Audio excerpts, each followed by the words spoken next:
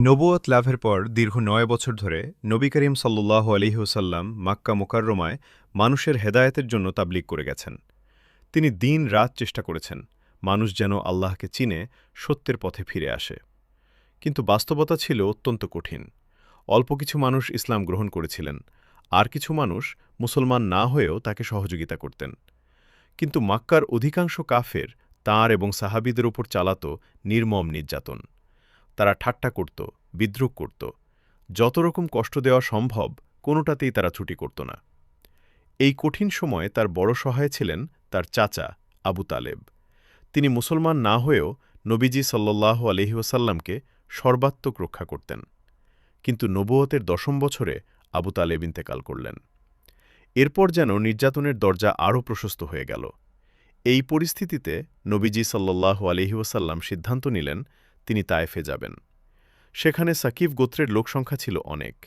হয়তো তারা ইসলাম গ্রহণ করলে দ্বীনের শক্ত ভিত্তি গড়ে উঠবে, মুসলমানরা কিছুটা নিরাপত্তা পাবে। তিনি তায়েফে পৌঁছে গোত্রের ৩ জন শীর্ষ নেতার সাথে সাক্ষাৎ করলেন, তাদের আল্লাহর দিকে ডাকলেন, নিজের সাহায্যের আবেদন জানালেন। কিন্তু তাদের আচরণ ছিল অত্যন্ত রূঢ় ও অপমানজনক। একজন বিদ্রূপ করে বলল, আল্লাহ কি তোমাকেই নবী বানিয়ে পাঠিয়েছেন? দ্বিতীয়জন বলল, আল্লাহ কি তোমাকে ছাড়া আর কাউকে পেলেন না?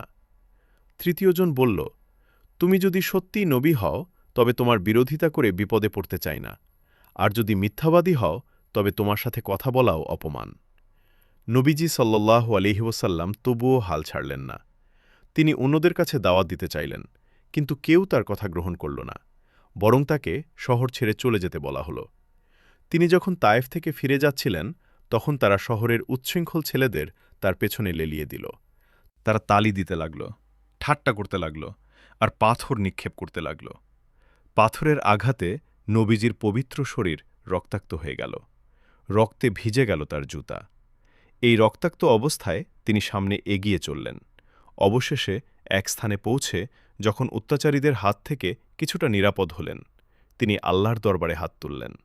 তিনি বললেন, হে আল্লাহ, আমি তোমার কাছেই আমার দুর্বলতা, অসহায়ত্ব এবং মানুষের কাছে অপমানিত হওয়ার অভিযোগ জানাচ্ছি।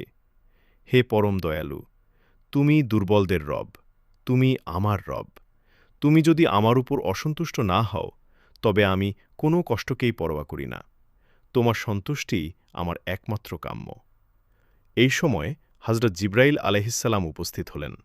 সাথে ছিলেন পাহাড়ের দায়িত্বপ্রাপ্ত ফেরেশতা।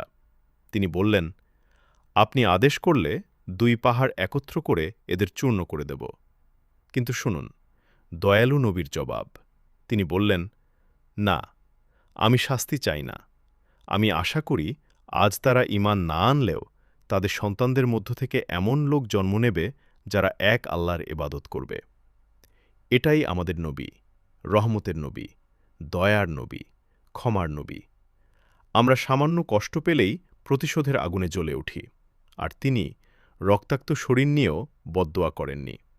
এটাই নবীজির মহান চরিত্র, এটাই আমাদের জন্য প্রকৃত শিক্ষা।